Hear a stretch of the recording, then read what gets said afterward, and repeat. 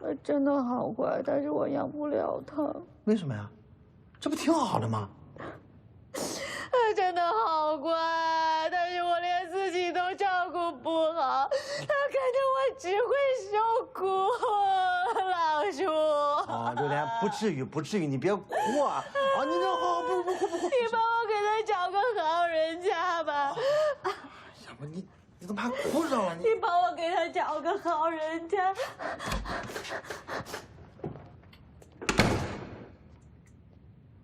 这什么情况这是？啊？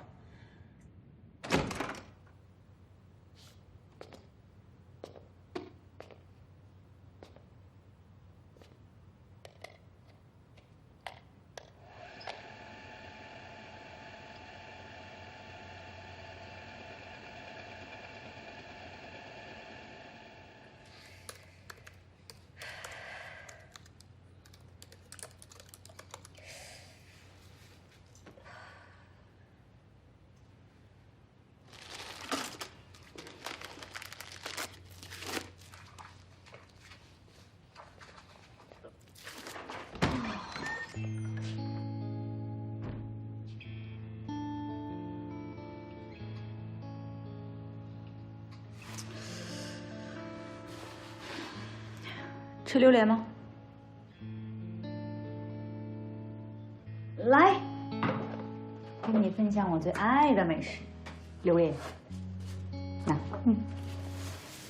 这个榴莲呢，活血化瘀，跟你前几天暖宝啊可有用多了。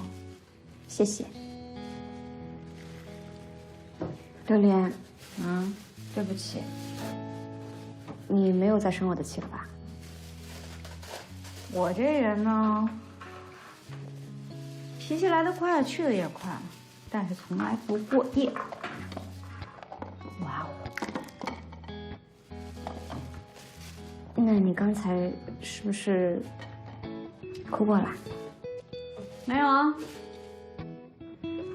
我知道经历这么大的事情，流眼泪是很正常的。我觉得你就不要憋在心里，一直憋容易憋坏的。有毛病吧？怎么着啊？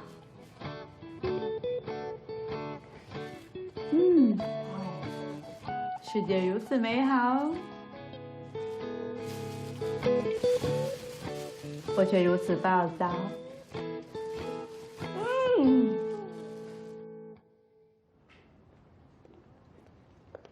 老爷。衣服买回来了，试试呗。不用试啊？有领子没有？有啊。有领子就不用试了，一会儿闲了我来。哎，你现在试试大小，要是小了还能去给你换。我有事啊。你要是闲了，就帮我把屋子收拾收拾啊。哦。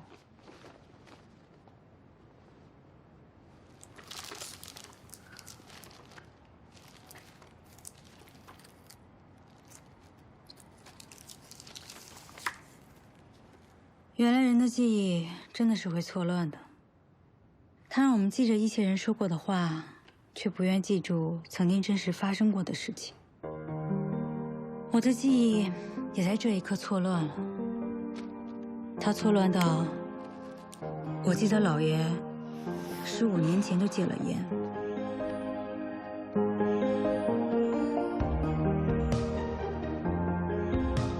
我想人的内心受到社会的束缚越多，就越孤独。既然孤独难免，何不摆正心态接受它？可能就像林小姐说的，能解决孤独的办法就是去享受独处。毕竟终其一生，相处最久的人是自己。你说呢，老爸？